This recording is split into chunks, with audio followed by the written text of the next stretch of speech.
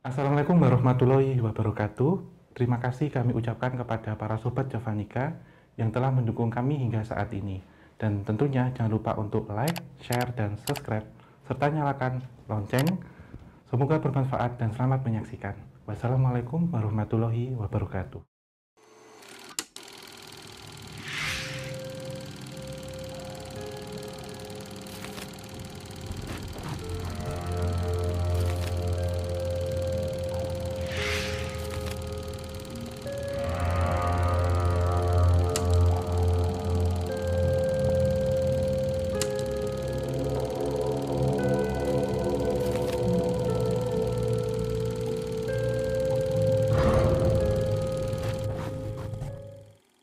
Halo Sobat Javanika dimanapun kalian berada. Assalamualaikum warahmatullahi wabarakatuh. Salam rahayu, rahayu, rahayu. Ini kelihatan, masih kelihatan sama aja, kelihatan dari backgroundnya masih sama aja. Jadi setelah mungkin ini kan kita ada di konten obrolan santai. Jadi sebelumnya kita sempat membahas tentang ini ya, fenomena anak indigo ya. Iya. Dan saya sempat baca komen sekitar tuh terus banyak ini penonton-penonton merasa dirinya indigo gitu. Tapi ya itu nggak salah, tapi mungkin di konten kali ini kita akan sedikit jabarkan lagi tentang indigo itu apa sebenarnya, apakah definisi indigo, aku ternyata indigo ya, gitu. Apakah masih bertahan sampai di konten yang kedua ini atau gimana. Jadi kita akan beredar satu persatu jenis-jenis macam indigo ya Om ya. Iya. Mungkin yang pertama sebelum kita masuk ke topik yang lebih mendalam lagi sebenarnya, kalau pertanyaanku ya Om ya, kita bicara tentang indigo dan otak manusia kan biasanya kan otak manusia kan fungsi kinerjanya sama aja gitu ya. Tapi apakah dengan manusia biasa dengan manusia indigo itu kinerja otaknya berbeda atau gimana? Sebenarnya sama, Mas. Cuma yang membedakan di sini adalah kemampuan untuk menangkap frekuensi ataupun vibrasi dari gelombang-gelombang tertentu. Sebenarnya kalau hampir kinerja itu semuanya sama, cuman memang ada beberapa sifat-sifat ataupun seperti fitur-fiturnya gitu. Kalau kemarin kita membahasnya kan terkait tentang karakter. Jadi kita ulang sedikit. Jadi meliputi ada interdimensional, artis, kemudian humanis, dan yang satu adalah konseptual. Tetapi di sini kita akan sedikit melihat tentang beberapa karakter ataupun boleh dibilang di sini adalah kemampuan ya, kemampuan yang memang ada perbedaan dari orang yang kalau kita bilang cakranya belum membuka ataupun gelombang otaknya belum bisa sedikit tidak bisa menangkap gitu. Tapi di sini ya sudah menangkap yang disebut dengan sixth sense atau indera keenam. Di antaranya adalah pertama telepati, mungkin tidak asing dengan hal itu, tapi kita akan membahas 5 saja. Telepati, kemudian sugesti hipnotis, rekognisi, retrokognisi, dan Psikometri. Psikometri. Mungkin untuk Sobat Javanika dan teman-teman yang kuliah di psikologi, ini sedikit berbeda. Psikometri di sini berbeda dengan yang ada di psikologi, tetapi kita lebih melihatnya ke para psikologi gitu. Jadi para psikometri gitu, Mas Indra. Oke, kalau kita bahas satu-satu ya, kalau tentang telepati itu sendiri gimana? Kalau mungkin kalau di definisiku sebagai orang awam, telepati kan kayak semisal aku di mana, terus ada orang lain di mana, terus itu bisa saling komunikasi batin. Itu apakah memang seperti itu atau gimana? Iya, itu pertama itu benar itu Mas. Jadi telepati di sini pergunakan pertama untuk komunikasi dan yang kedua adalah kekuatan membaca pikiran. Telepati yang memang untuk berkomunikasi itu memang jauh sudah lama dipergunakan oleh leluhur kita, nenek moyang kita untuk berkomunikasi jauh sebelum alat-alat telekomunikasi seperti ya, jadi seperti untuk komunikasi dengan telepon, handphone, ataupun sekarang seperti dengan beberapa komunikasi lain seperti email tentunya. Tetapi waktu itu memang beberapa orang kita menggunakan telepati ini untuk komunikasi jarak jauh, dan ini boleh dibilang salah satu warisan spiritual dari Nusantara. Kita nggak bilang hanya di Jawa. Dan salah satu yang tidak bisa disadap Mas sebenarnya. Jadi seperti Mas Genta ada di Borneo, kemudian saya di Andalas gitu, bisa saling berkomunikasi jarak jauh telepati ini. Memang ada beberapa cara-caranya, trik-triknya, dan telepati sendiri selain bisa dilakukan secara sadar, juga bisa dilakukan secara alam bawah sadar. Salah satunya melalui mimpi, itu Mas. Jadi komunikasi seperti posisinya di mana, janjian, juga mengirimkan informasi, bertanya kabar, macam-macam. Jadi seperti modelnya aplikasi chatting lah sekarang gitu. Tapi kalau berbicara tentang telepati Om ya, kan ini kan maksudnya kan komunikasi dua belah pihak. Ini dan ini kan memerlukan sebuah apa namanya? Ya kekuatan spiritual khusus yang namanya telepati. Apakah kedua belah pihak itu harus menguasai itu atau mungkin hanya salah satu saja bisa untuk kayak gitu? Salah satu sebenarnya bisa Mas, seperti contohnya orang yang terpisah jarak cukup jauh, yang satu tidak peka, yang satu peka Mas. Yang peka ini nanti bisa mengirimkan informasi itu ketika lewat alam bawah sadar, lewat mimpi dari salah satunya, mendatangi mimpinya juga bisa dengan sosok dirinya persis, jadi seperti hologram atau sekarang seperti aplikasi meeting waktu itu. Dan selain memang dipergunakan oleh orang wasito, petinggi-petinggi seperti raja waktu itu, juga beberapa orang biasa yang melakoni atau menekuni laku spiritual itu bisa Mas, memberikan kabar, jadi seperti telegram modelnya. Lantas yang kedua ini telepati yang dipergunakan untuk membaca atau kekuatan membaca pikiran seseorang gitu. Jadi orang dengan kemampuan metafisika, dengan spiritual atau parapsikologi ataupun indigo itu bisa membaca pikiran lawannya. Tidak harus yang lawannya ini bisa. Malah kalau lawannya bisa Mas, tahu kalau nanti dibaca gitu. Dan jadi biasanya diruwet-ruwetin nih kalau mau dibaca gitu. Ininya dikacaukan sinyalnya. Kemampuan ini bisa membaca karakter, kemudian juga bisa membaca tentang kehidupan masa lalu kehidupan yang sekarang ataupun secara past life-nya. Bahkan juga bisa memprediksi peristiwa yang akan datang terjadi pada dirinya. Jadi bisa ditanyakan kondisi suasana hatinya, apa yang dipikirkan, kemudian apa yang dibicarakan terkadang Mas, yang diomongkan secara lisan dengan yang dipikirkan kadang ada persamaan atau perbedaan. Kemudian suasana kesehatan juga bisa. Beberapa metode yang dibaca selain menggunakan kekuatan pikiran juga melalui sorot mata. Jadi sorot mata kanan untuk memprediksi yang akan terjadi, sorot mata kiri untuk yang sudah terjadi. Dan ini memang berdasarkan gelombang otak yang turun dari gelombang beta ke gelombang alfa, atau ada di bawah kurang lebih 5 Hz untuk getarannya.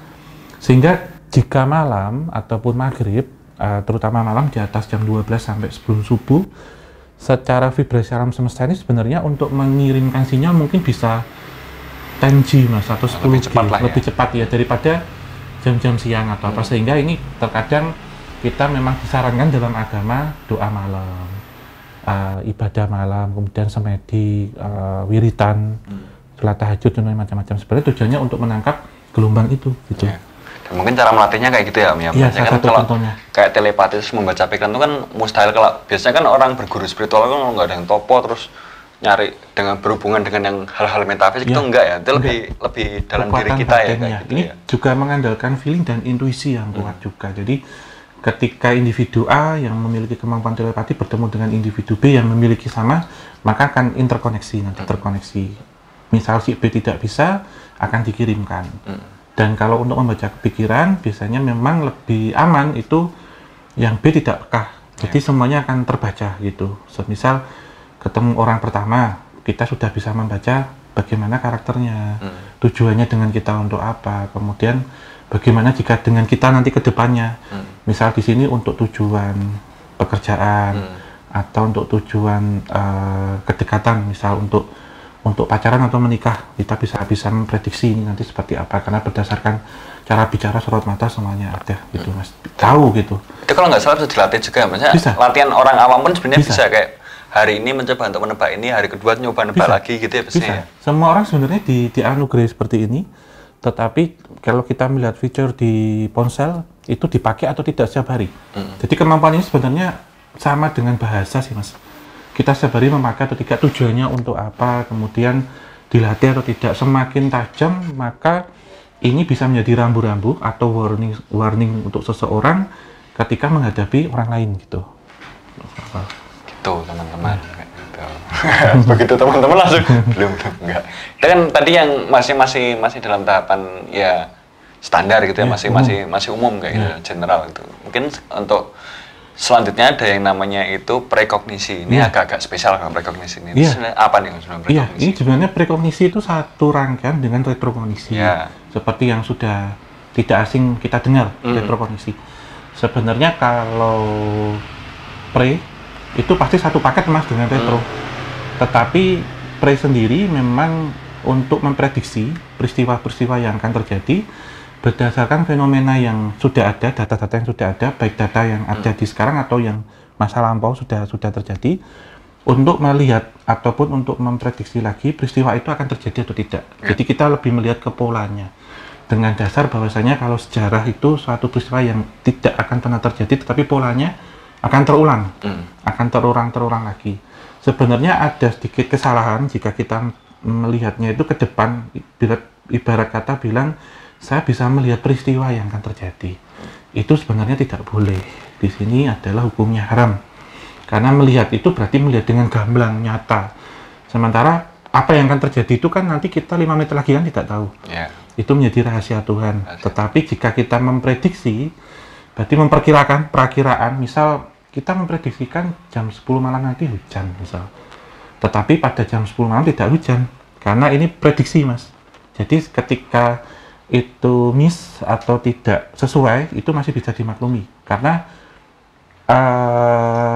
persentase dari prekognisi itu sebenarnya 50-50. Jadi kita kalau data analisnya kuat, mungkin saja ini polanya terjadi gitu. Tapi ketika prediksinya ternyata meleset, itu ya memang iya karena tidak bisa dipastikan gitu. Sementara untuk menekuni dasar prekognisi memang harus menguasai bidang statistika dan probabilitas, lebih ke matematika ya. Statistik itu kan adalah pengolahan data, umumnya seperti itu, dan probabilitas adalah peluang yang akan terjadi. Dan prekognisi pasti satu set dengan retrokognisi. Ini masuk dalam time travel. Jadi kalau orang retrokognisi pasti juga menguasai pre, tapi terkadang prekognisi pun tidak sembarangan untuk disampaikan. Jadi harus memilah-milah. Kalau kita lihat retrokognisi sebenarnya kemampuan untuk merekonstruksi peristiwa yang pernah terjadi berdasarkan data yang ada, kejadian yang ada, baik sumber primer dari saksi, sumber sekunder dari literatur, dan sumber tersier. Ini yang kadang orang disebut dengan penerawangan atau merasakan residual energi gampangnya. Tetapi kalau 3 sumber ini tidak komplit atau nggak bisa dikatakan retrokognisi. Dan sudut kelihatannya memang berbeda Mas. Kalau kita lihat sejarah itu kan bukan eksak. Jadi ada antara Mas Genta, saya kan pasti beda-beda pemahamannya itu. Tapi kalau kita bicara tentang prekognisi dan retrokognisi kan ini kan berhubungan dengan melihat sebuah peristiwa ya Mas. Jadi kalau orang-orang yang mungkin dirimu kan juga retrokognisi juga, orang-orang yang bisa mampu atau melihat peristiwa itu apakah peristiwa itu memang terlihat nyata di depan dan tiba-tiba langsung terbentuk gitu atau gimana? Sebenarnya seperti itu Mas. Bahkan kalau posisi kita ada 2 juga dibagi menjadi 2, sadar dan alam bawah sadar. Ketika saya sendiri ya Mas, contohnya pas sadar itu memang pas waktu datang ke lokasi diberikan gambaran sekilas gitu. Jadi bagaimana kondisinya waktu itu, bahkan bisa merasakan secara panca indera, bisa mendengar suara berdasarkan getaran, terus mencium bau juga. Tetapi retrokognisi juga kadang memerlukan alat-alat lain, pelengkap. Seperti lebih mudah kita menggunakan cermin. Jika cermin itu ada di suatu ruangan, atau misal seperti benda dinding atau apa, itu bisa kita ambil secara residual energi ataupun vibrasinya. Residual energi itu ada di alam semesta atau ada di benda. Sementara jika retrokognisi kepada orang, itu adanya di residual memori. Sementara turunan dari retrokognisi sebenarnya banyak Mas. Ada retro literatur, jadi kita lebih fokus ke literasi, tulisan. Seperti serat, buku, pupo, prasasti itu juga bisa. Kemudian ada retrofotografi yang menarik. Jadi dari foto-foto lama, itu jika di situ ada individu yang terekam, itu bisa ditanyakan, tanda kutip demikian. Kemudian ada retro drawing seperti Mas D dan Mas Ernest lakukan gitu, seperti itu, menggambar, men-sketch, dan masih ada beberapa turunannya. Bahkan ada juga dulu sempat kepikiran tuh ada retro kulineri. Gimana itu retro kuliner? Iya, jadi seperti meretro lagi beberapa kuliner-kuliner baik di tanah Jawa bahkan di Nusantara yang sudah hilang. Karena pasti kita memiliki banyak kuliner-kuliner khas Nusantara yang belum terasimilasi dengan beberapa kuliner yang datang baik dari barat, baik yang oriental ataupun Asia Selatan ataupun Timur Tengah. Iya, jadi kalau kita melihat retrokondisi juga berdasarkan benda, Mas.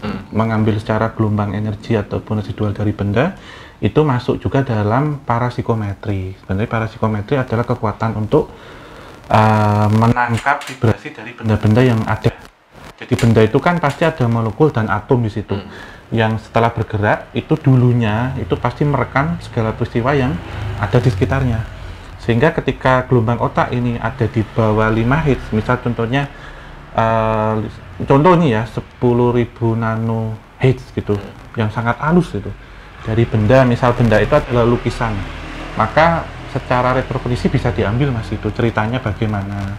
Terus misal ada senjata di sini adalah misal senapan yang dipakai dulu waktu Perang Dunia Kedua, bisa menceritakan atau nanti bisa menyampaikan informasi ke individu tersebut sudah pernah menembak berapa kali punya siapa, yang megang siapa, terus kondisi terakhir bahkan ada darah di situ, lebih mudah lagi.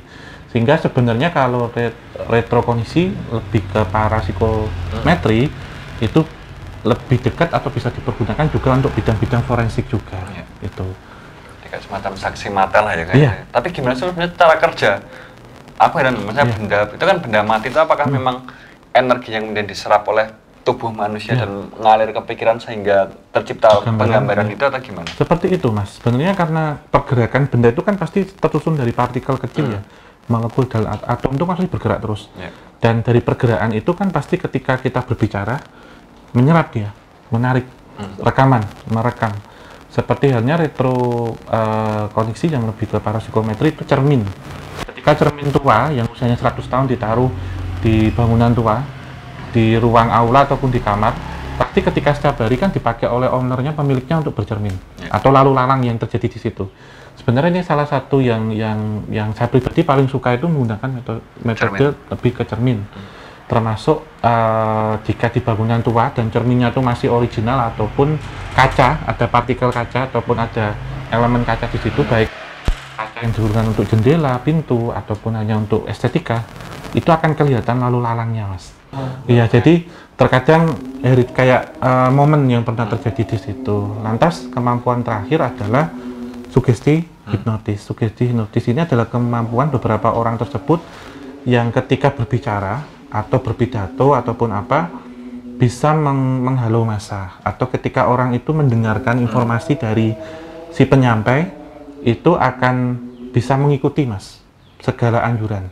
Kayak doktrinisasi mungkin. Doktrinisasi ini jika positif nanti bisa menggerakkan orang untuk tujuan positif, seperti halnya seorang pemimpin atau seorang kepala negara contohnya juga jika zaman-zaman dulu, raja gitu juga, ataupun orang yang memiliki kemampuan untuk memiliki sebuah komunitas atau memimpin lah, di sini pemimpin.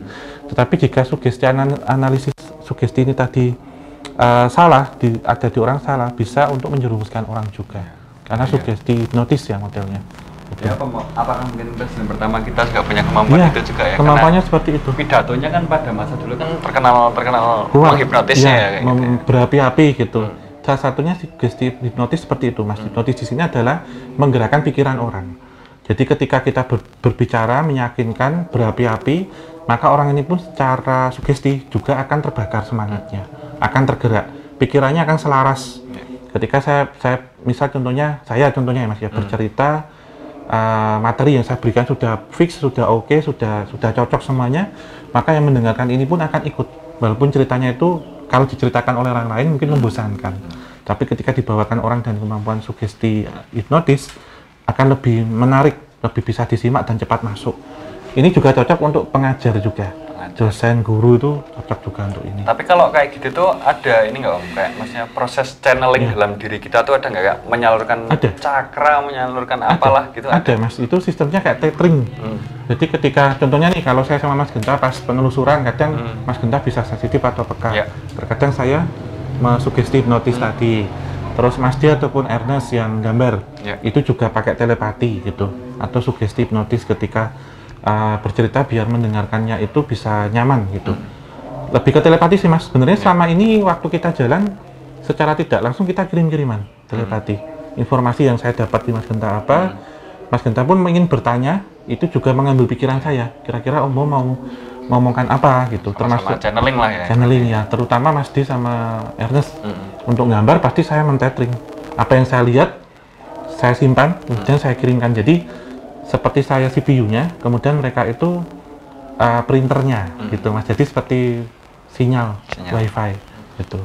Tapi susah nggak sih Mas untuk membuka channel tidak Mas, gitu, atau enggak? Tidak, ketika kita relax, kita sudah percaya gitu, maka untuk aksesnya enak. Jadi seperti mengakses ini internet itu. Mumet tas nih ya, ternyata ya bidang-bidang yang lebih mendalam lagi. Maksudnya aku dari tertegun nih antara bingung dan mudah. Ada beberapa yang mudah, tapi beberapa mungkin masih jadi hal yang baru juga ya Om, kayak gitu untuk kita semuanya. Jadi mungkin yang di episode sebelumnya udah merasa dirinya indigo, apakah kalian masih indigo setelah mendengarkan kesimpulan dari episode kedua ini? Tapi ini kira-kira masih bakal ada kelanjutannya lagi nggak? Nanti mungkin kita selingi dulu. Nanti mungkin untuk obrolan santai masuk bulan Desember. Ini kan akhir di November. Mungkin kita bercerita tentang pengalaman-pengalaman waktu di LSP. Iya. Pengalamannya yang di luar dari kita seperti apa, termasuk nanti mungkin juga kita perlu juga ngajak teman-teman lain, jadi tidak hanya kita, untuk bersama cerita bareng-bareng gitu. Mungkin dari teman kameramen. Siap.